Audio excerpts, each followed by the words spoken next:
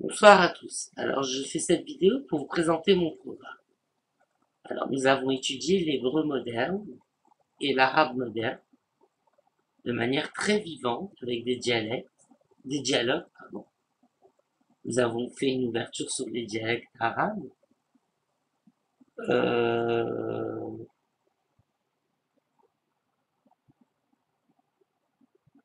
nous sommes arrivés à la spécialisation, c'est-à-dire les restaurants, les voyages, le tourisme. Maintenant, c'est à vous de vous spécialiser dans le domaine de prédilection dans lequel vous souhaitez vous spécialiser. Alors, il existe des tas d'ouvrages très intéressants, comme par exemple en arabe Kalimet, ou en hébreu, j'ai un ouvrage intéressant en hébreu.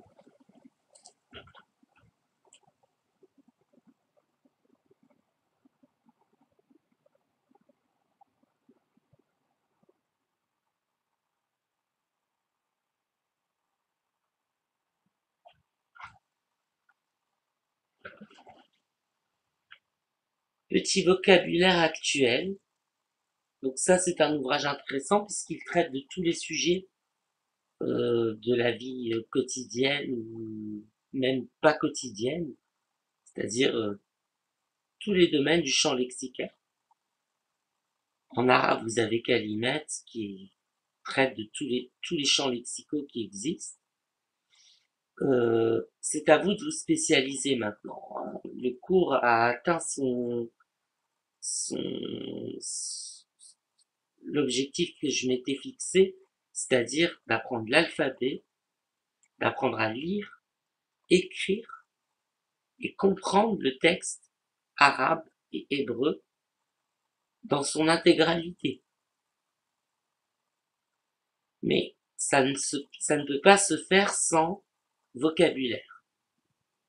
Si vous voulez prendre un texte et le comprendre dans son ensemble, c'est-à-dire comprendre tous les mots du texte, il faut, il faut utiliser le dictionnaire, il faut utiliser les lexiques, il faut se spécialiser dans le domaine dont on a l'intention de se spécialiser.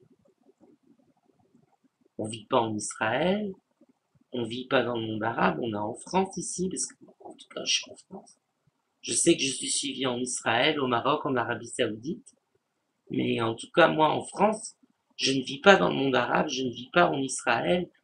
J'ai tendance à avoir un langage courant pour m'exprimer avec les Israéliens, les arabophones, dans un langage courant.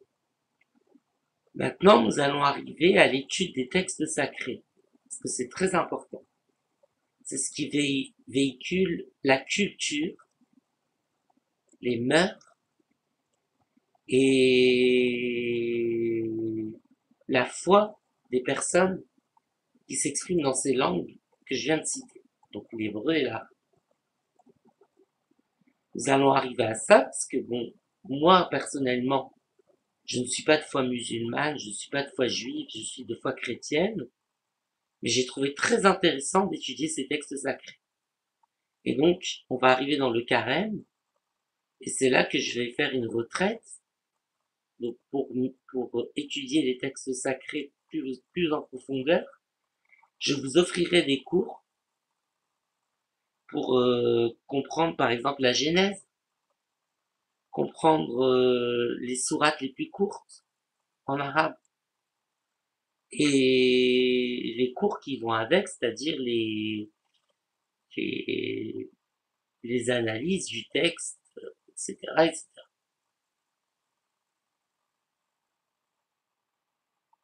Je vous remercie de me suivre. Donc je fais cette vidéo principalement pour mes abonnés, mais pas que, parce qu'il y a des personnes qui vont s'intéresser aussi aux vidéos et j'espère que j'aurai de plus en plus d'abonnés. Les différents types d'arabe 2, c'était sous la demande d'un internaute, et donc j'ai pris de la joie à répondre à sa demande.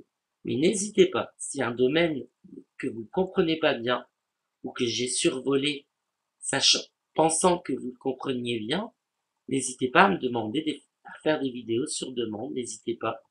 En tout cas, là, nous allons entrer dans l'étude des textes sacrés Parce que passer par l'arabe moderne, passer par l'hébreu moderne pour arriver au texte classique, c'est le meilleur moyen que j'ai trouvé. Certains professeurs ne le conseillent pas, mais moi je le conseille.